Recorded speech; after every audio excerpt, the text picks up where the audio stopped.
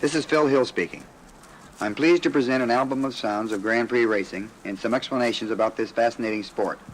For me, certainly, Formula One is the most exciting form of racing there is, and I regard the winning of the World Championship in 1961 as the highlight of my racing career to date.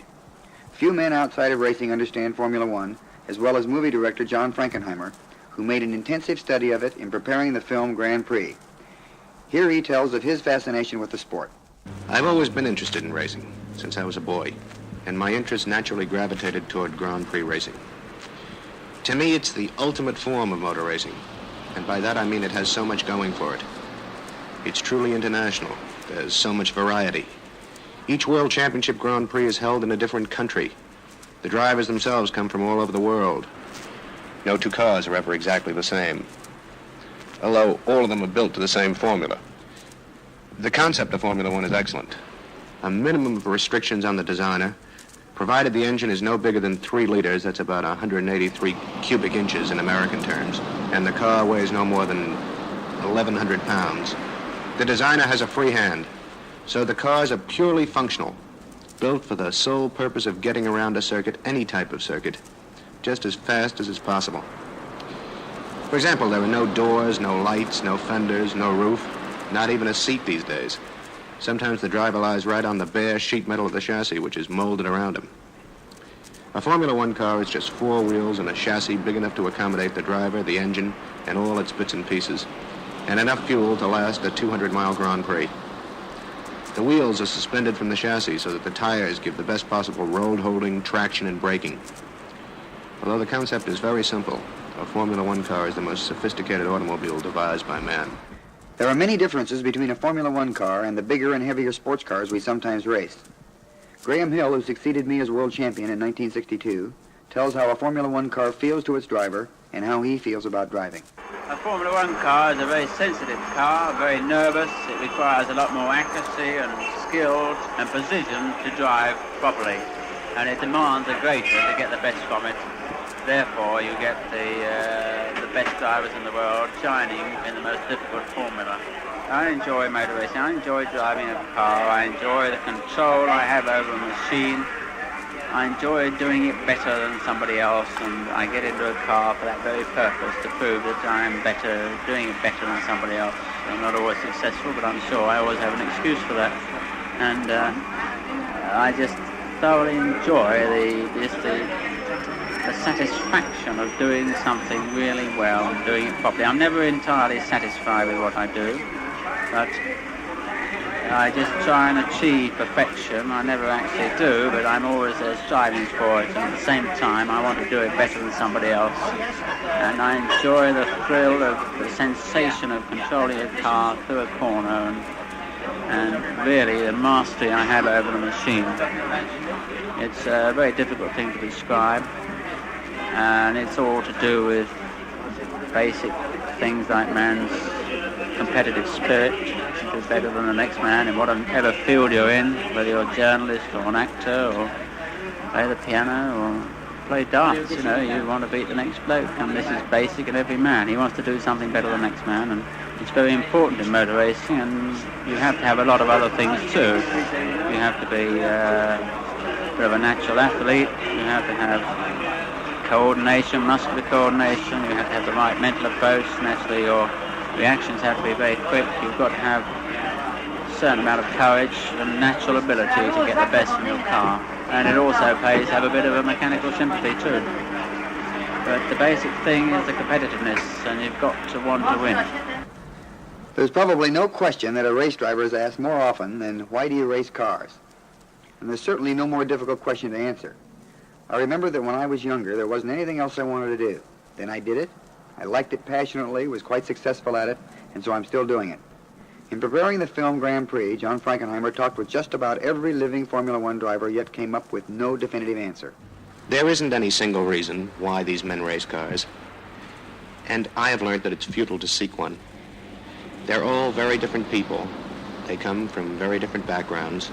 Some are English, some American, some Italian, some French, some from Australia and New Zealand. About the only thing they have in common is dedication to what they are doing. If they didn't have that, they wouldn't stay alive. Just about everybody that has ever driven an automobile has had some sort of Walter Mitty complex, where he imagines himself as a race driver. But few people really understand what race drivers are really like. That they are just a bunch of guys doing as best they can in a very competitive business. That's one of the reasons why I made Grand Prix, to put people right on that score. Too many people imagine that race drivers are just overcourageous daredevils, which they are not, or guys going around with a perpetual death wish, which also is not true. Every driver is conscious of the dangers involved, but it's questionable as to whether it really influences if you race or how you race. You might be a bit nervous or edgy before the start, but once you're in it, you're thinking only of how to win or how to improve your position. Graham Hill explains. I don't think I'm particularly courageous. You require a certain confidence in your own ability to do motor racing, and that's not really courage, but I suppose there must be there somewhere. You must have a bit, but you know, every man in the street's got courage in varying degrees, and it's very difficult to put to what degree we need it in motor racing. You wouldn't get anywhere if you were a daredevil. You just wouldn't be too successful. I mean, you wouldn't, if you're a daredevil, it rather gives an impression that you really aren't all that intelligent. There's one thing you need to be extremely good at motor racing or very successful. You've got to have a certain basic intelligence. With daredevil, it means you're taking undue risks, and that's not really very intelligent, and you wouldn't last on the law of averages. You wouldn't last too long. The Formula One Grand Prix races take place on circuits all over the world. There are 10 different nations that regularly contribute one Grand Prix to the World Championship Series. Each year they can stage a Grand Prix in which the winner and place getters earn points towards the World Championship. They are South Africa, Monaco, Belgium, France, Britain, Holland, Germany, Italy, the United States, and Mexico. The circuits vary a great deal. The Monaco race, for instance, is run over city streets with many tight corners. Then there are super-fast circuits over open country roads at Spa in Belgium and Reims in France, where a Formula One car can go at 190 miles an hour and average more than 140. Some of the other circuits are specially built for racing, but they do imitate normal country roads. Nowadays, some Formula One drivers also like to compete at the Indianapolis 500-mile race, which is held on a 2.5-mile oval circuit with 4 similar corners. Grand Prix champions Jimmy Clark and Graham Hill have both won Indianapolis, which is the richest race in the world. Asked if he found driving in Indianapolis different from driving a Grand Prix, Graham Hill replied, It is different, yes. You require the same sort of skill, the same skill to get around a fast corner here at Spa as they do at Indianapolis. It's just, the race is just a different pattern. It's not so, there's no variation to the corners. It requires a slightly different approach. But basically it's still motor racing and requires the same skill and the same attitude and the same determination, the same will to win, and although the cars are slightly different, it requires all the same attributes to do well in that race as it does in Formula One. And in fact, we get more variety in Formula One racing, which probably is more, from that point of view, is more demanding insofar as that you have to cope with 30-mile-an-hour corners as well as 180-mile-an-hour corners, so therefore the scope is greater. It's really, I don't really see much point in comparing the two. They're both great forms of motor racing. It's all motor racing, and who cares really which way it's done. I must say, I wouldn't like to race every weekend on that type of circuit. So I think you might get a bit teed off about that, but that's where we have an advantage in Formula One racing, is there's the variety is there. One big difference between Formula One and American oval track racing is that we race even in the wet. They just don't postpone or cancel a Grand Prix if it happens to rain. Driving in the wet is just about the scariest part of road racing, as Graham Hill explains. Well, it's the difference between driving on ice and driving on asphalt. Your friction has been reduced by about, I should say, 60 or 70%. And therefore, you just haven't got the grip. You just haven't got the grip to keep the car on the track. You therefore have to drive a lot slower. You need much more delicate control. You cannot be rough with the car. You have to be extremely precise and accurate and sensitive. And you just cannot be rough at all. And it requires a great deal of sensitivity on the part of the driver to keep the thing on the track at all, let alone go quickly. Fortunately, it doesn't rain very often for the Italian Grand Prix, which is held every September on the Autodrome at Monza. Every Formula One engine has its own distinctive sound. We now hear several starting up and moving off to the starting grid. Then comes the start of the Italian Grand Prix.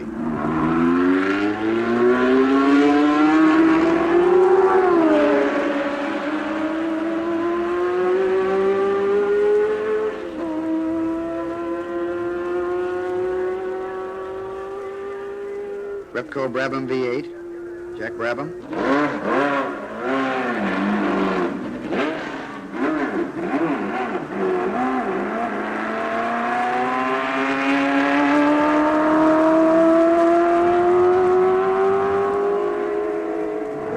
Coventry Climax V8, Jimmy Clark.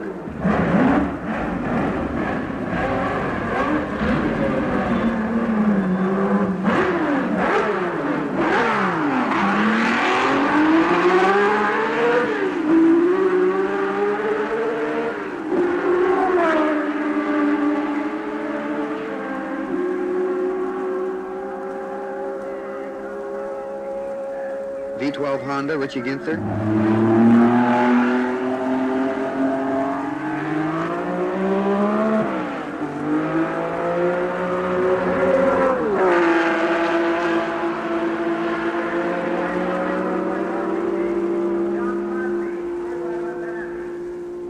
Cooper Maserati, John Surtees.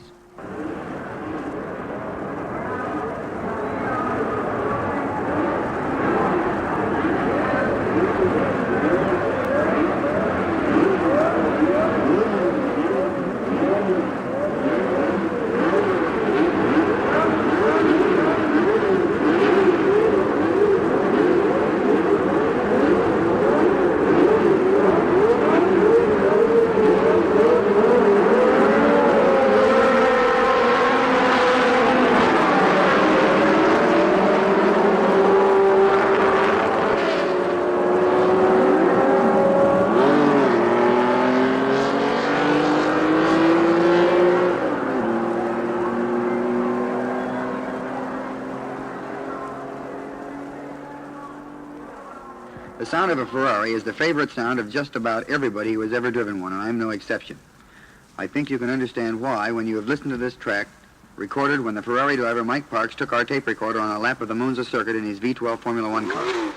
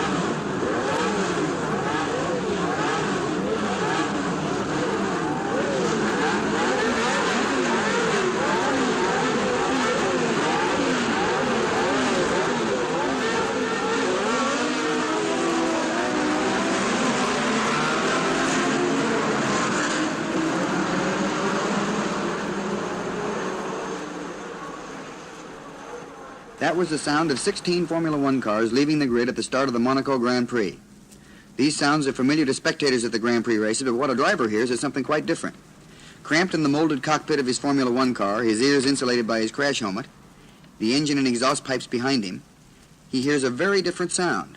Less exhaust noise and more of the metallic sounds of the cams striking their followers and the whine of timing gears churning away inches behind his head. This next track is what former world champion and Indianapolis winner Graham Hill heard as he piloted his V8 BRM around the twisting Monte Carlo circuit. If you watch the circuit diagram of Monte Carlo on the record jacket, you can follow his progress around the course. He shifts up from the start line, then down again for San Devote, up again as he climbs the hill, then down through the gears again for the Casino Square.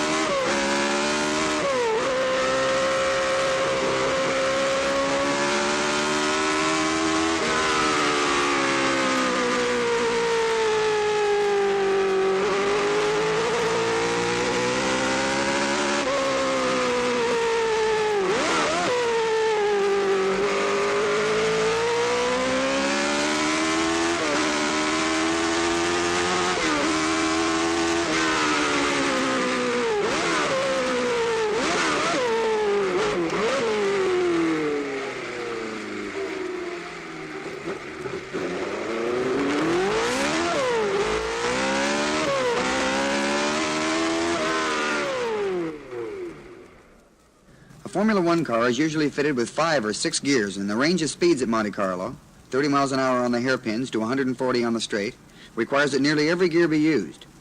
A Grand Prix engine is built to produce a maximum of power from its 3 liters, and they produce this maximum at very high revolutions. Some engines turn as fast as 11,000 revolutions per minute, in which case the engine speed would seldom drop below 8,000 revolutions. Below this, the engine would produce relatively little power. Consequently, the engine has a short speed range in each gear, and a driver seldom holds the same gear for more than 3 seconds on a tight circuit like Monte Carlo, where there are 10 corners in less than 2 miles. Now you hear drivers shifting down as they brake for the gasometer hairpin at Monte Carlo, then accelerating away up through the gears towards the pits.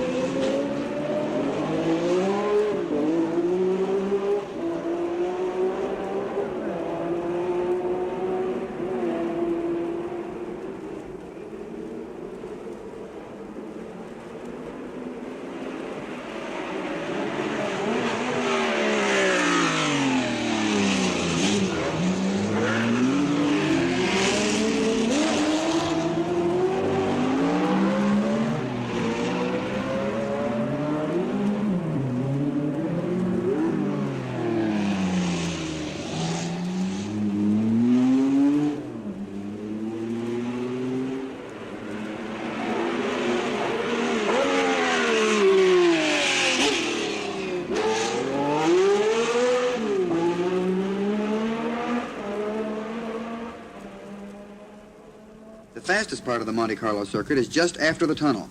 Then the driver must brake for the chicane. Some shift even to a lower gear. Now you can hear a group of cars as they come through the tunnel, snatch top gear, then slow for the chicane, which is a very fast flick to the left that brings the cars again onto the seafront. If you crash here, you take a dive into the harbor, as did Paul Hawkins and the late Alberto Ascari, who was twice world champion.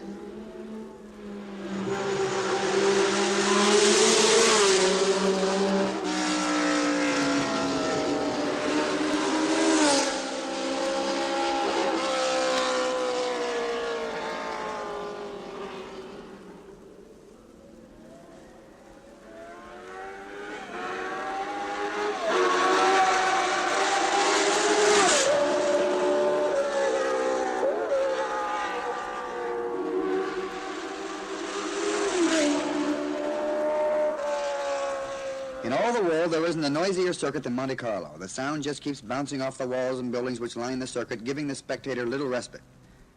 This next track lasts a minute and a half and represents the sounds endured by spectators at the station hairpin as the field completes just one lap of the 100-lap Monaco Grand Prix.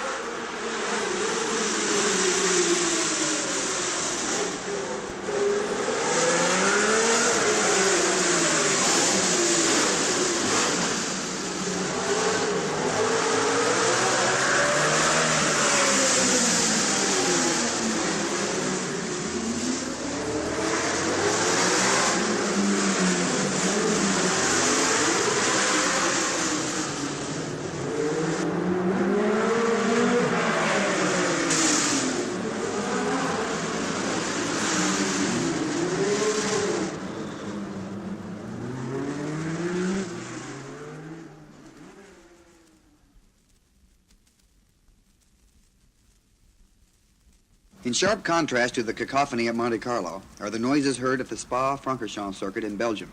Here the cars are in top gear for most of the 8 3/4 mile lap that passes through the countryside and pine forests of the Ardennes. A spectator on the master straight would hear something like this as a Formula One car zoomed towards him at 180 miles an hour, passed, and faded into the distance.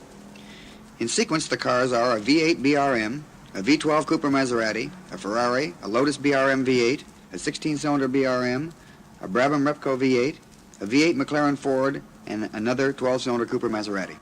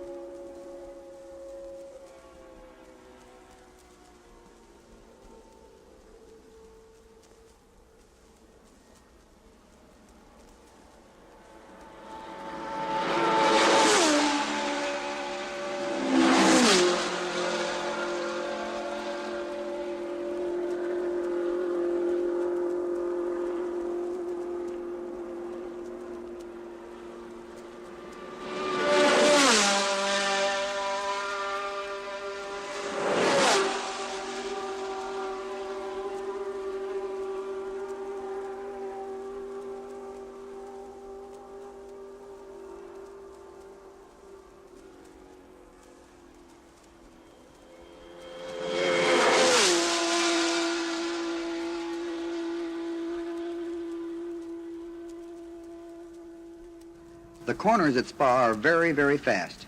This next track is what Cooper Maserati driver Joachim Rindt heard as he shifted down for the 140-mile-per-hour Bourneville corner, then shifted up to top gear, fifth in this case, and sped down the master straight to Stavelot.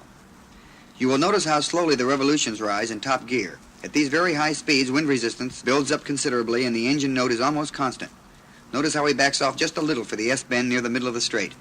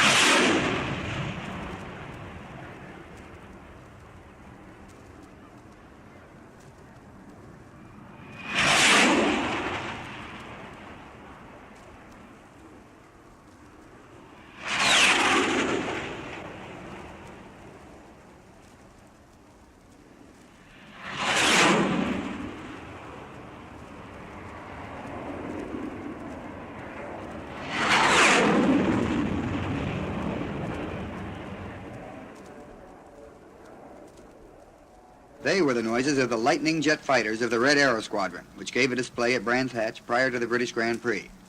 But at Brands, as at most circuits, the race cars flashed by the grandstands at pretty high speeds.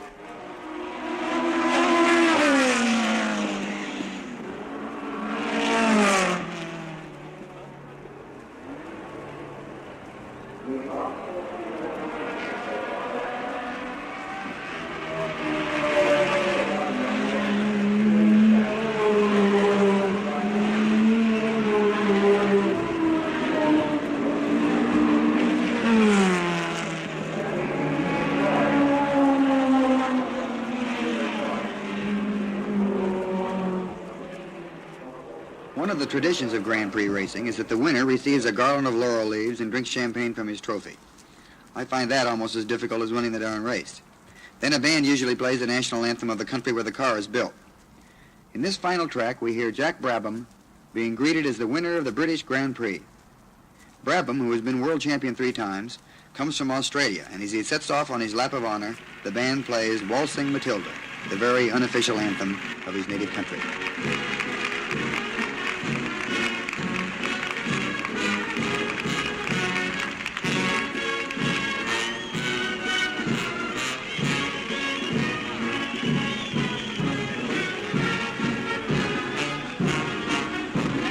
Play.